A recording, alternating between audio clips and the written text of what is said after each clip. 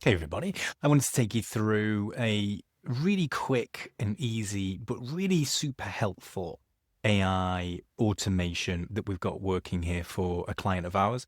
So the client here is an e-commerce store and could be any e-commerce store in this case. And the situation is that these guys, they're limited on human resource. Okay. So managing an e-commerce store and creating content is really, really difficult.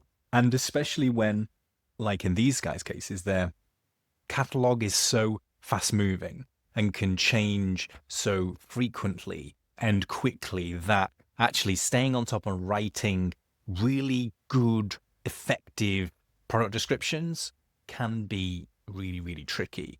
And I wanted to create something for them which would allow them to be able to almost automatically, with very little touch point, but with a human in the loop, regardless, be able to write a product description as soon as they added it to their store.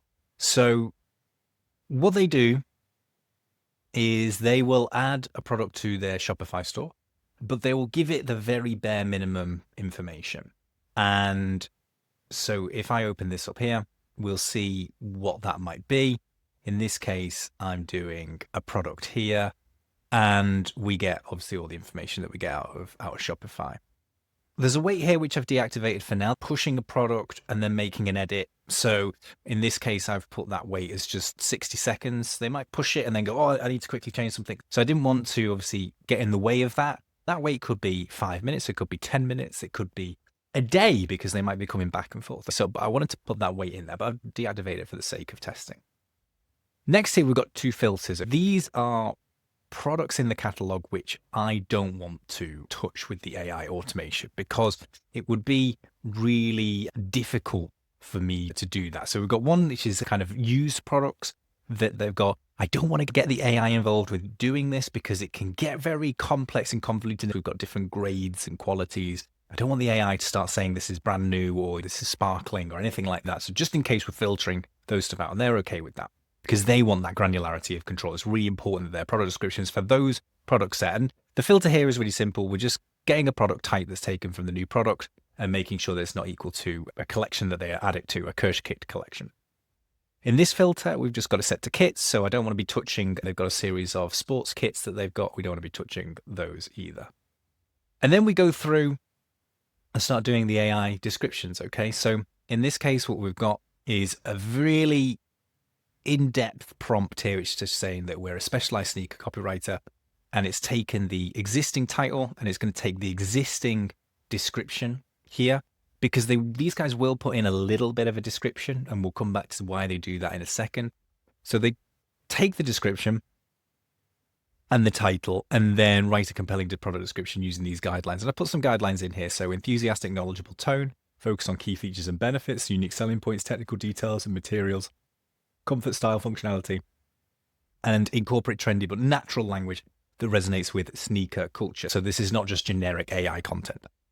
Then just some specific formats. So I know these guys only really don't want reams and reams and reams in their product descriptions. They want to keep it short, sharp. The competitor research that we've done suggests that. So we're just saying single paragraph, length of 100 and 200 words, should be wrapped in P tags. This is important because the output obviously of the AI is going to be in pure text. We're going to output that into HTML because that HTML is what we're going to push out to Shopify. We need the clean text without styling, and I've put without HTML formatting. Obviously, you can see I put the P tags. I only want the P tags. I don't want any other type of formatting because it can get quite convoluted. I don't want them to put tables in or anything like that. I don't want any headings. I don't want buttons. I don't want internal links. So I've just specified that. And then there's a separate section here. During my initial testing, it was saying it was repeating the same product name at the start, but I've got the product name already in there. So I wanted to keep it short, sharp, really tangible. So I wanted to remove any instances of mentioning the product name in the description because it's already there. Same with style codes. We're going to come on to style codes and colorways in a second because they're going to be in separate sections. Style tone then. So this is where I've taken a example of typical content that this customer produces. And I've just asked AI in a normal ChatGPT sort of way to sort of give me some style notes to sort of coordinate between the two. So dynamic, descriptive, balanced, technical detail, all that kind of stuff. So I've just given it a sort of style tone guide here. And then I've given it an example, engaging opening hook, key features, all these kind of things. So I've given it this example structure and also an example output as well. So it'll always try and stick by the structure and output as much as possible. Moving on, so then once I've got the description, it will set that. And then we've got colorways here. So colorways here is a different prompt because what will be existing in the prompt, not in this example here, because I was testing to exclude some of these Kirsch-Kick stuff. There will be what is referred to as a colorway. So in this case, we're talking about sneakers. A colorway might be beige, blue, or it might be a peach, turquoise. There can be different colorways. And this colorways is a separate entity, which is a separate product attribute that I wanted to use later. And rather than that be in the product description, I want that to be prominent and within its own element on the product descriptions page. So I wanted to sort of pull that out of the product description and place that into colorways. However, there are instances where products won't have a colorway. So I needed the prompt to basically say, okay, isolate if there's a colorway value and return it.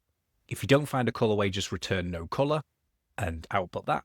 Then I've placed the product description into here. So that's relatively straightforward. The output of that, and I'll show you the output in a second, should just be either the colorway or no output. And then we set that. And then style code, this is something similar, but a bit more specific. Again, these guys might place in some style codes into the product description, even if it's in their brief product description. So we just want to isolate that style code, isolate the value. And if any of the output is, we don't have it, then we just output no style code, etc., etc. Okay, so relatively straightforward, then output that. All these are using 4.0 mini. Doesn't require a huge amount of, AI power to be able to do this. So we just need to use it as really small LLM. And then I get it to basically take that, all those outputs that we've got, and place it into a spreadsheet. Why don't I push it? I'll come on to that in a second. So the output of that looks a little bit like this. And I can move to the bottom of this. Let's move up a little bit. I can move to the bottom and we can start seeing some outputs. So you can see a huge amount of sort of no style, no style, no style. Okay. So let's go up to some which have actually got some written things. So in the spreadsheet, what I do is, let's just use this top line as an example. Okay. In the spreadsheet, I take the ID, which is important. I'll need that later on. Then I take the handle, need all this kind of stuff, okay? And then this is the kind of existing description. You can see here, okay? This is the kind of example of some of the product descriptions that are put in when these guys are inputting. You see it's absolutely nothing. All they might be doing is putting in colorway, etc. Some other examples might be something like this. So something a bit more, has something a bit more to it. Or they might output something which has a style code, okay? So these are the kind of things that they're looking at. So then everything in green here is some of the new stuff that the AI is actually spitting out. So we have here this Supreme woven tote bag. So we then go from having this jacquard woven logo webbing, and that's it. And then we have kind of a full product description here. Again, nothing massive, like I said, I want to keep it short and sharp. And it's done a relatively good job. You can see it's wrapping it in P tags. It's doing all the things that we asked it to do. You can see here we've got some examples where if we've got style code, it's outputting the style code. And if it's got a colorway, it's outputting the colorway, etc. So all of that's being done for us, which is perfect. So that's the output. Why don't I output it straight away? Because we're dealing with something on a client level here. First thing we want to do is actually we want to output this to to the client and the customer. Or in this case, is actually sending a message to myself and saying, okay, hello, Mr. Customer, we've got a new product description written here. Here's the product description. It'll give me the old product description and then the new product description. And they'll tell me that I've got 7 days to check this, and then it'll be added to Shopify. This just gives me or my team the opportunity to be able to manually check through email, because we never know when these guys are going to add product descriptions. It could be 3 a.m. in the morning, right? And then we place a 7-day wait on it. And then once that 7-day wait expires, then we initiate the push of putting it back to Shopify. So you'll notice here I've got 2 things happening. One's a Shopify push, which is a product update. This is all baked into the Shopify node. So we've got product here and update. We map the product ID that we've taken from the spreadsheet. As you can see here, I mentioned that we needed that. And then I'm taking the new product description. And that will update the product description first of all. The HTTP request is something different. So when we talked earlier here about the colorways and the style codes, these are custom sort of product attributes. So we couldn't use the default node to push custom attributes. Now, it is possible within the API to do it. It's just that we couldn't use the default node to do it. So we had to do a custom API HTTP push. So it's a put method. We apply the URL here for the API, go into products, putting the product ID in, .json. That's the URL. We put our access token in so that we can push it and more of the access token stuff. Then we push this output here, which is the API, the actual documentation. So you can see there's three things actually happening here. We're pushing the custom colorway, pushing the style code, and actually we're pushing another value here called AI description. The reason we have that is because we actually want something in the database to mark off that this has had an AI product description so it doesn't get done again. So that's what we're doing. And that's it. That means it frees up so much resource for these guys to then go away and start adding product descriptions to their Shopify store on a very frequent basis, daily basis, putting the least amount of information that they need in. So they'll be going and putting the images in and all that kind of stuff. They'll put and placing it in collections. And then we can come along with this automation and pick up the more descriptive product descriptions and other bits and pieces in there as well. And yeah, so far it's been really, really effective. The client's been super, super happy.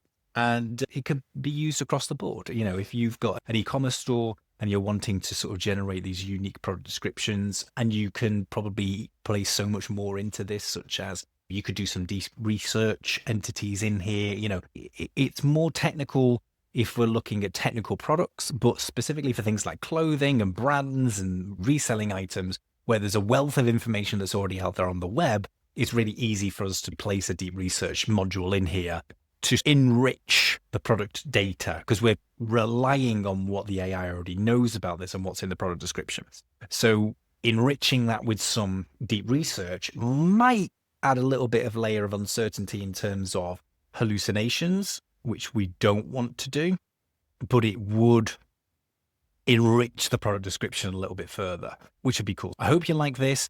Let me know in the comments if you did or you found it helpful, if you want any further information. And yeah, I'll be back soon with another one.